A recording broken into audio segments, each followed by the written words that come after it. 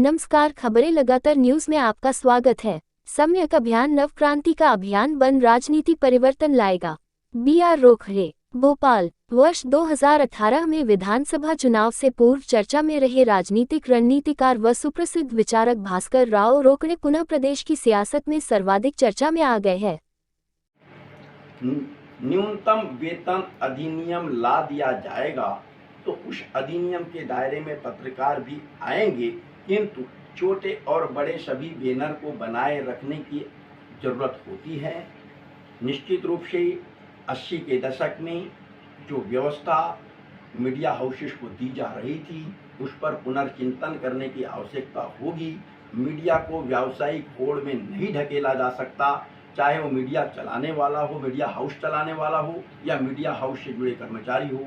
सबके हित में संविधान के चौथे स्तंभ को बचाए रखने, बनाए रखने हेतु कड़े कदम उठाने पड़ेंगे। बिकने वाले मीडिया हाउस और रात दिन गुणगान करने वाले मीडिया हाउस के स्थान पर पारदर्शी पत्रकारिता का सिस्टम स्थापित करने की दिशा में सरकारी स्तर पर प्रयास किए जाएंगे। तो अगर आप सरकार सत्ता में आएंगे, चुनाव लड़के, तो किस प्रकार उनको विकास का ओर जोड़ेंगे? देखिए, सम्यक विकास मेरा मुख्य मुद्दा है। मैं शिक्षित बेरोजगार युवाओं के लिए 58 साल सेवानिवृत्ति आयु लागू करा के 5,30,000 युवाओं के लिए सम्मानजनक नौकरी की व्यवस्था ठीक 1 जनवरी 2024 को लागू करवा दूंगा। 9,80,000 पदों पर आउटसोर्सिंग से जो भर्ती की गई है उसके स्थान पर नियमित नियुक्ति सुनिश्चित हो जाएगी। आउटसोर्सिंग से नियुक्ति प्रक्रिया बंद। ठीक उसी प्रकार ये जो निजी और सरकारी क्षेत्र में वेतन की विसंगति है, इसको दूर करने के लिए न्यूनतम वेतन अधिनियम ला दिया जाएगा। और जो 8 घंटे की शिफ्ट ड्यूटी BR अम्बेडकर ने करवाई थी अंग्रेजों के टाइम की 12 से 14 घंटे की शिफ्ट ड्यूटी को घटा करके, और इन्होंने 12 घंटे उद्योगपतियों के दबाव में किया, उसको पुनः 8 घंटा करा देंगे। श्रम कानूनों को यथावत लागू करा करके निजी क्षेत्र के कर्मचारियों को न्याय दिलाएंगे और जातिगत आधार पर जनगणना सुनिश्चित कराकर आबादी के अनुपात में आरक्षण सुनिश्चित कराने के साथ साथ पढ़ाई में अव्वल दर्जे के आने वाले युवाओं के लिए एक्सीलेंस कैटेगरी के तहत 10% आरक्षण की व्यवस्था सुनिश्चित करने के साथ साथ ये राजा महाराजाओं ने जो अवैध संपत्ति बना करके अपने पास रखी है, जो राजा की कोई संपत्ति नहीं थी, वो सारी संपत्ति को कोविनेंट मर्जर एग्रीमेंट के खिलाफ उनके वंशजों ने अपने पास रखा है। उन सारी संपत्ति का पुनर्आकलन कोविनेंट मर्जर के आधार पर करा के सरकारी करवा के और पूरे राज्य में industry centric community farming concept develop करते हुए शिक्षित बेरोजगार युवाओं के लिए सम्मानजनक प्लेसमेंट के अवसर उपलब्ध कराएंगे। सर, आपने बहुत सारी पुस्तकें लिखी है, सबसे चर्चित पुस्तक कौन सी रही आपकी? पराकाष्ठा नामक जो किताब है किसान आंदोलन की, किसानों को गोली मार दी गई थी, 6 जून की बात है, मंदसौर में।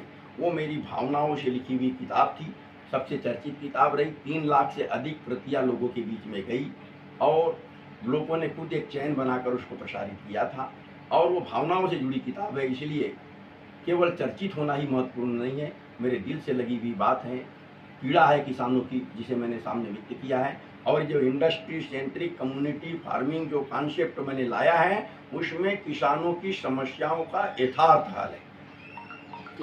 तो आपने रणनीति बनाई थी, क्या 2023 में ऐसी रणनीति बनाकर मैदान सोच रहे हैं? हम उम्मीद करते हैं, रणनीतिकार हैं, रणनीति बनाते रहे हैं, रणनीति बनाई जा रही है, बन चुकी है। अब रणनीति का मतलब ये नहीं है कि किसी को परास्त करना है। अब हमारी रणनीति शिक्षित बेरोजगार युवाओं को न्याय दिलाने तक ही सीमित है। सर, आपका छिंदवाड़ा जो मॉडल था बहुत चर्चित हुआ, उसका पूरा फायदा बीजेपी ने उठाया। सामने भाई, छिंदवाड़ा मॉडल का फायदा बीजेपी कैसे उठा सकती है? हमने तो बीजेपी वालों को सिखाया कि जरा सीखिए, समझिए सर्वांगीण विकास का मॉडल कॉन्सेप्ट क्या होता है। सामने देखिए। हाँ, सामने सर। तो हमने सर्वांगीण विकास के मॉडल कॉन्सेप्ट को शिक्षा देने के लिए छिंदवाड़ा मॉडल निकाला था। और श्रद्धेय बाबूलाल गौर जी जो इस दुनिया में अब नहीं रहे, उन्होंने माना था कि छिंदवाड़ा मॉडल का जो बेसिक कॉन्सेप्ट है उसे अपना कर हमें आगे बढ़ना चाहिए। सर, पिछले 18 साल के जो विकास है भारतीय जनता पार्टी, उसको किस नजर से आप देखते हैं? विकास के जो एक प्रतिमान उपलब्ध राज्य में हैं, वे सम्यक विकास को किसी भी दृष्टि से प्रदर्शित नहीं करते।